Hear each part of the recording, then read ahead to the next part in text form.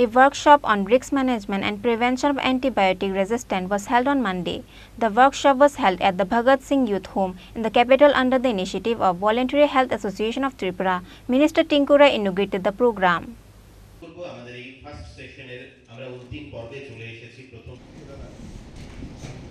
Apart from Minister Tinku Roy, President of West Tripura Zilla Parishad Hari Dulal Acharya and other executives of National Health Mission were present at the opening ceremony of the workshop organized by National Health Mission. বাচ্চাগুলোকে তো আমরা পালছি বড় করছি কিন্তু কটা ছেলেকে আমরা স্বাবলম্বী করে তুলতে পারলাম কটা ছেলে তার নিজের পায়ে দাঁড়ালো কটাকে সামাজিকভাবে সে প্রতিষ্ঠিত হলো সেটাও যেন আমরা দেখি আর সেটা তখনই সম্ভব হবে যখন আমি হৃদয়ের থেকে কাজটা করব মন থেকে কাজটা করব পরিকল্পনা মাফিক কাজটা করব শুধুমাত্র ওই গিভ এন্ড টেক নয় যে গভর্নমেন্ট আমাকে একটা স্কিমে কিছু পয়সা দিচ্ছে আমরা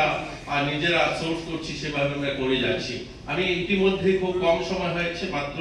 এই আমাদের এই নতুন সরকারের অল্প কদিন আপনারা জানেন এই বছরে 2023 সালে নতুন সরকার প্রতিষ্ঠা হয়েছে আমাকে সোশ্যাল ওয়েলফেয়ার দেওয়া হয়েছে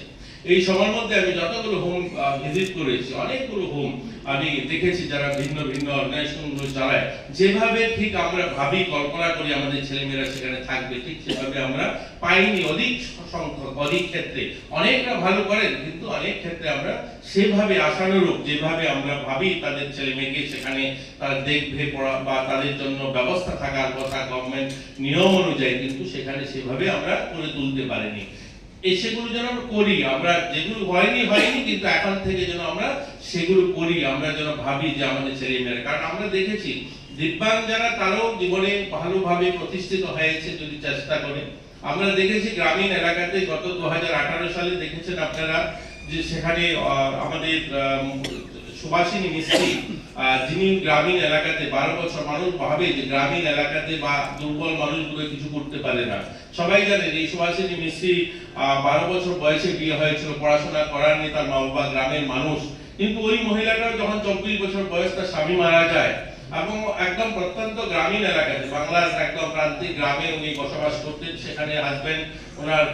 সেখানে শাকসবজি বিক্রি করতেন বাজারে সেই সময় ওনার স্বামী মারা যান 24 বছর বয়স 12 বছর বিয়ে হয়েছে 12 বছর পরেই স্বামী মারা যায় কিন্তু তিনি সেদিন সংকল্প নেন যে আমি এমন কিছু করব যে আমার এই গ্রাম থেকে কোনো মানুষ যেন আর না মরতে হয় চিকিৎসার জন্য যেন কোনো মানুষ না মারা যায় এবং সেই সংকল্প অনুযায়ী তিনি সবজি বিক্রি করতে যখন যেতেন বাড়ির থেকে বেরোতেন দু হাতে দুটো ব্যাগ নিয়ে যেতেন এবং সেই ব্যাগে তখনকার সময় রেলের ইঞ্জিনে যে কয়লা দিয়ে রেল চলতো সেই কয়লাগুলো কুড়ি রাস্তায় যেগুলো পড়তো সেগুলো নিয়ে যেতেন এবং সেই টাকার থেকে তিনি